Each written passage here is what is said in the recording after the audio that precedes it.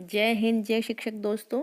मेरे YouTube channel प्रमेडू study में आपका पुनः स्वागत है। आज हम शिक्षण योजना के बारे में चर्चा करेंगे। साथियों, जैसा कि आपको पता होगा, पहले हम पाठ योजना बनाते थे, लेकिन अब हम शिक्षण योजना बनाएंगे। तो ये शिक्षण योजना होती क्या है? आप सब जानते हैं कि गुणवत्तापूर्वक शिक्षा तभी हो सकती है जब शिक्षक कक्षा में प्रवेश करने से पहले ही शिक्षण योजना अर्थात टीचिंग प्लान बना ले। शिक्षण योजना शिक्षक के लिए मार्गदर्शक का काम करती है। इससे सीखने सिखाने का कार्य आसान हो जाता है। सीखना सिखाना क्रमबद्ध तरीके से होता है और बच्चे निर्धारित समय में एक लर्निंग आउटकम को आसानी से प्राप्त कर सकते हैं। किसी भी पाठ को जब क्रमबद्ध तरीके से उसका संक्षिप्त विवरण बनाकर उसे लिपिबद्ध कर लेते हैं तो उसे ही हम शिक्षण योजना कहते हैं। आज हम इसी शिक्षण योजना का प्रारूप उदाहरण सहित समझेंगे, लेकिन उससे पहले हम उन बिंदुओं के बारे में चर्चा करेंगे जो हमें शिक्षण योजना बनाते समय ध्यान रखनी होंगी। इसके साथ मेरे वीडियो को लाइक और शेयर करते हुए भी चलें, और जिन्होंने मेरा चैनल सब्सक्राइब नहीं किया वो सब्सक्राइब कर लें। साथ ही बेल आइकन भी प्रेस कर दें ताकि नोटिफिकेशन तुरंत मिल सके। शिक्षण योजना बनाते समय हमें निम्न बातों का ध्यान रखना होगा। पहला, चयनित लर्निंग आउटकम। हमें ऐसे लर्निंग आउटकम का चयन करना होगा जिस पर हमें बच्चों के साथ काम करना है। दूसरा, समय निर्धारण। शिक्षण योजना बनाते समय उसके विभिन्न चरणों में कितना समय लगना है इसका निर्धारण भी पहले से ही करना होगा। जैसे प्रस्तावना में कितना समय लगना है, उसकी गतिविधि में कितना समय लगना है। तीसरा, बच्चों के पूर्व ज्ञान का स्तर। जिस लर्निंग आउटकम का हमने चयन किया है उसके बारे में बच्चे कितना जानते हैं, ये शिक्षक के लिए जानना बहुत आवश्यक होता है। चौथा, गतिविधि का चयन। शिक्षण योजना बनाते समय जिस लर्निंग आउटकम पर हमें काम करना है तो उसके लिए कौन सी गतिविधि का चयन हमें करना है इसका निर्धारण पहले से ही करना होगा। पांचवा, सामग्री का चयन। गतिविधि करने के लिए जिस भी सामग्री की आवश्यकता पड़ने वाली है उसकी व्यवस्था हमें कक्षा में पहले से ही करनी होगी ताकि हमारा शिक्षण प्रभावी तरीके से हो सके। साथ ही हमें ये भी ध्यान रखना होगा कि यदि हम बच्चों की प्रगति का आकलन कर रहे हैं और आवश्यकता अनुसार यदि हमें शिक्षण योजना बदलनी पड़ जाए तो हम उसमें थोड़ा परिवर्तन कर दें और शिक्षण की रोचकता को बनाए रखें। गतिविधियों का चयन इस प्रकार करें जो कि बच्चों की आयु, स्तर और रुचि के अनुसार हो। शिक्षण योजना समझते हैं। मैंने हमारा परिवेश की एक बनाई है योजना। आप देखिए, सबसे पहले इसमें दिनांक, कक्षा, विषय और कालांश यानी कि समय कितना हमें देना है उसको अंकित करेंगे।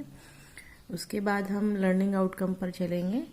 तो बच्चे पौधों की सामान्य जानकारी से परिचित हैं और उन्हें अपने आसपास के विभिन्न वातावरण में पाए जाने वाले पौधों की जानकारी है। हमारा प्रकरण है पौधों का निवास स्थान। इसके लिए हमें किस सामग्री की आवश्यकता होगी वो देखते हैं। सबसे पहले तो विद्यालय ही आवश्यक है। इसके बाद कुछ चार्ट पेपर, कुछ मौसमी सब्जियां, फल जैसे टमाटर, बैगन, सिंगाड़ा, कमल ककड़ी, बेर, नागफनी के पौधे का छोटा भाग ही आप ले सकते हैं। सीखने सिखाने की प्रक्रिया में कई चरण होते हैं। तो सबसे पहला चरण है शिक्षण की शुरुआत, जिसमें 10 मिनट का समय लगेगा और इसका अवलोकन बच्चों से बातचीत करके होगा। शिक्षण की शुरुआत में शिक्षिका बच्चों को एक गोले में बैठाकर कुछ सामान्य से प्रश्नों के साथ बच्चों से चर्चा करेंगी, जैसे कि बच्चों हमारे आसपास पाए जाने वाले सजीव वस्तुओं के नाम बताओ। बच्चे कुछ जानवरों व पौधों के नाम बताएंगे। कुछ पौधों के चित्र उन्हें चार्ट के माध्यम से भी प्रदर्शित किए जाएंगे। शिक्षण योजना का दूसरा चरण है शिक्षण के दौरान, जिसमें हम 30 मिनट का समय लेंगे। इसमें बच्चों को 3 समूह में बांटें और उन्हें बैठने के लिए कहें। प्रथम समूह में इस समूह के बच्चों को टमाटर व बैगन देकर कहा जाएगा कि वो अपनी कॉपी में लिखें कि इन सब्जियों के पौधे कहाँ उगते हैं और इनको वृद्धि के लिए जल की कितनी आवश्यकता होती है। दूसरा समूह, इस समूह के बच्चों को सिंगाड़ा व मुरार दिया जाएगा और उन्हें भी इसके बारे में लिखने को कहा जाएगा। तीसरा समूह, इस समूह के बच्चों को कुछ बेर जैसे व नागफनी और कैक्टस देकर उनसे भी इसके बारे में लिखने के लिए कहा जाएगा। तीनों समूह के बच्चों द्वारा लिखी गई विशेषताओं के आधार पर बच्चों को समझाया जाएगा कि बच्चों हमारे परिवेश में पाए जाने वाले पौधे विभिन्न स्थानों में रहते हैं। जहाँ ये पौधे रहते हैं उन्हें उनका निवास स्थान कहा जाता है। निवास स्थान के आधार पर पौधे निम्न प्रकार के होते हैं। सबसे पहले स्थलीय पौधे, ये स्थल पर पाए जाते हैं। इन्हें वृद्धि के लिए सामान्य सिंचाई की आवश्यकता होती है, जैसे कि टमाटर, सरसों, नीम, गुड़हल। दूसरा जलीय पौधे, ये पौधे जल में पाए जाते हैं जैसे कमल, जलकुंभी आदि। आप इसके चित्र भी अपने शिक्षण योजना में लगा सकते हैं। तीसरा मरुस्थलीय पौधे, ये रेगिस्तान या जहाँ पानी की कमी होती है वहाँ पाए जाते हैं जैसे नागफनी, कैक्टस आदि। चौथा पर्वतीय पौधे, इस प्रकार के पौधे पर्वतीय क्षेत्रों में पाए जाते हैं जैसे कि चीड़।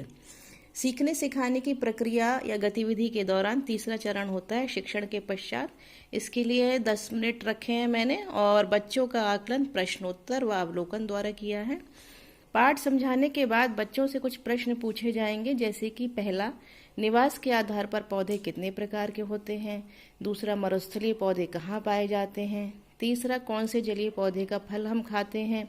चौथा, स्थलीय पौधों के कुछ उदाहरण बताइए। बच्चों से कहा जाएगा कि कुछ अन्य पौधों के नाम अपनी कॉपी में लिखकर उनके निवास स्थान के आधार पर उनको वर्गीकृत करके लाएं। इसके पश्चात शिक्षण योजना का नेक्स्ट बिंदु है गृह कार्य। बच्चे अपने घर जाकर और पौधों के विषय में जानकारी एकत्रित करें तथा निम्न प्रश्नों के उत्तर अपनी कॉपी में लिखकर लाएंगे।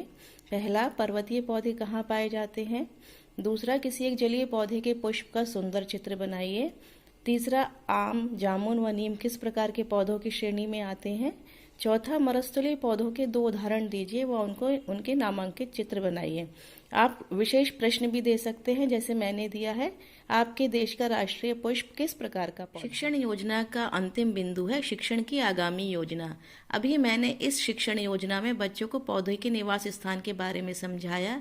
उस निवास स्थान में रहते हुए पौधों में क्या क्या परिवर्तन हो जाते हैं, उनकी संरचना किस प्रकार चेंज हो जाती है, अर्थात पौधों का विशेष वातावरण में रहते हुए किस प्रकार अनुकूलन हो जाता है, इसके बारे में मैं अपनी आगामी योजना तैयार करूंगी और इसके बारे में बच्चों में समझ उत्पन्न करूंगी। यदि आपको ये शिक्षण योजना पसंद आई हो तो मेरे चैनल को लाइक, शेयर और सब्सक्राइब अवश्य करें। Thank you for watching.